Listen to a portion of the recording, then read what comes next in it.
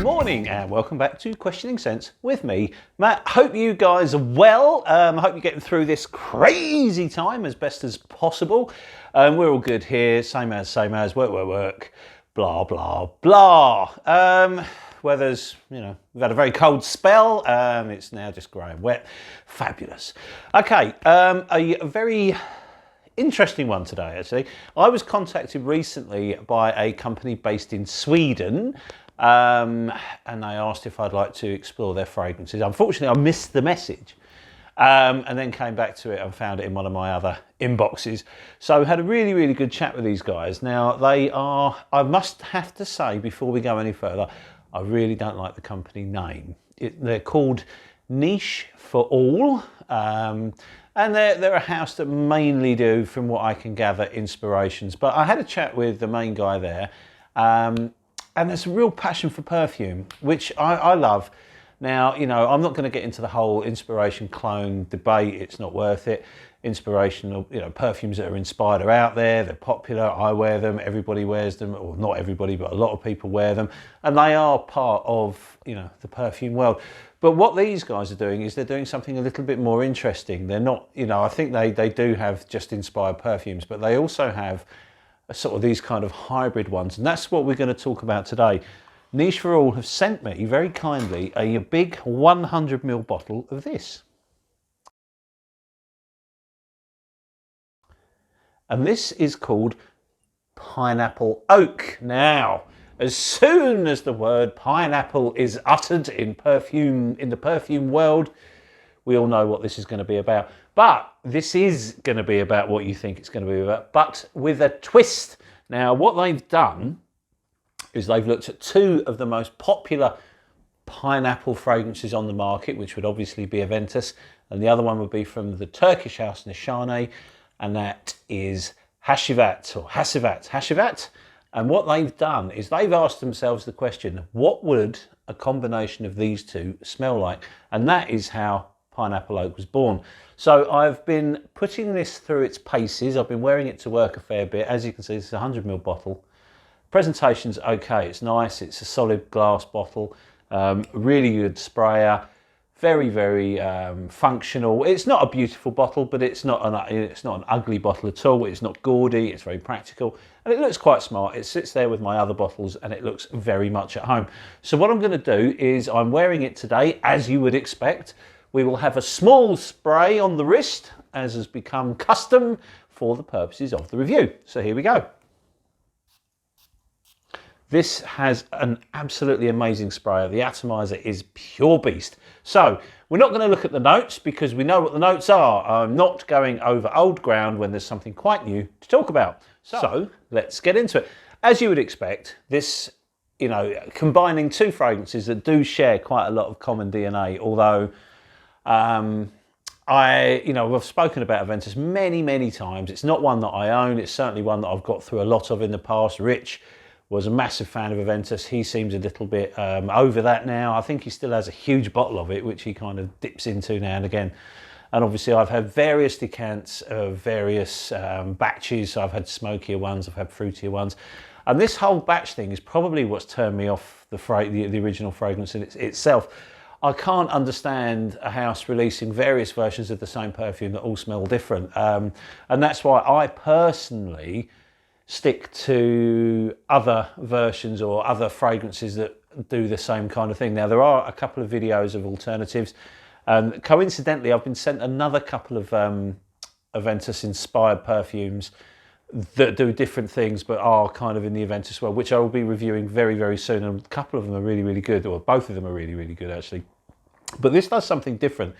This is more about the offering from Nishane, in my opinion.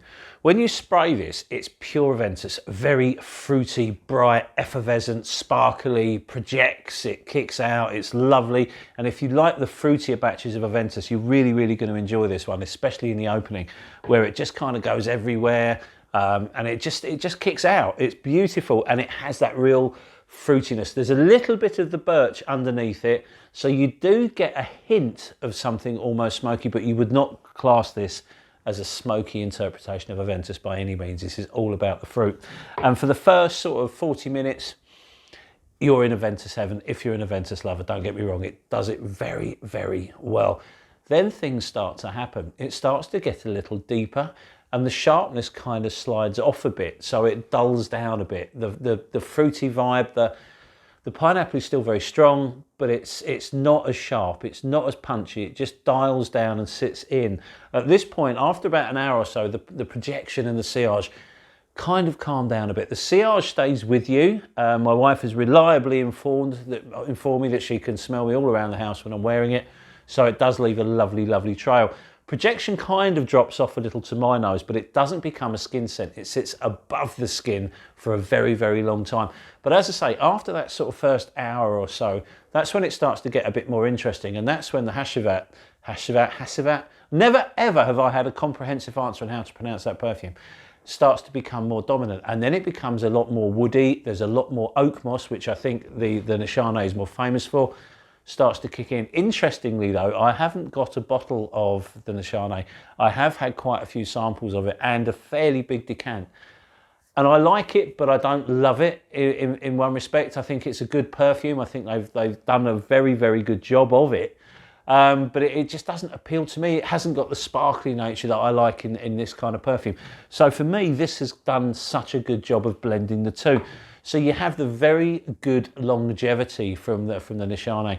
And this, by the way, lasts and lasts and lasts. I'm assuming that this is an eau de parfum, almost an extrait, because with extraits, they tend to sit very close to your skin and last forever.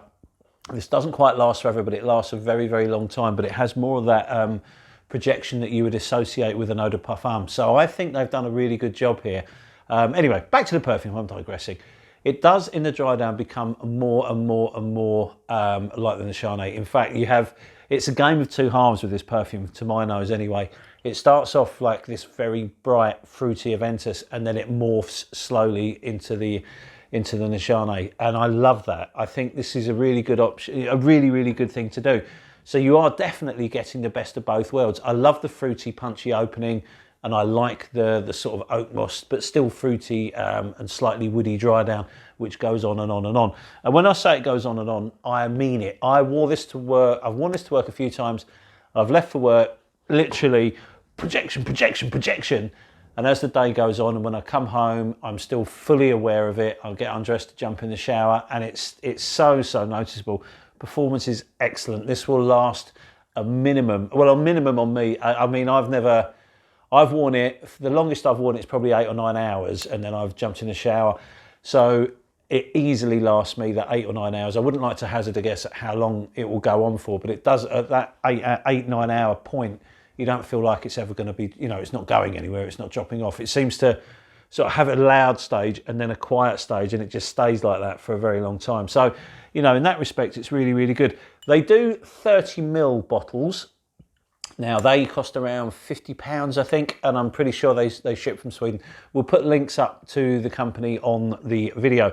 But yeah, this is really good. If you like Aventus, if you like Hacivat, you're going to love that. That's as simple as that. If you like the two combined, which I do now, I didn't know, to be honest. I thought, yeah, why wouldn't it work? But now I think this is the way forward for me. I don't see any need to buy the Turkish offering, and I'm certainly not going to be buying a bottle of Aventus again. So this will do me perfectly well.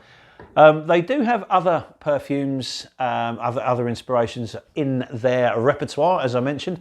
Now, I was lucky enough to get a few samples sent over.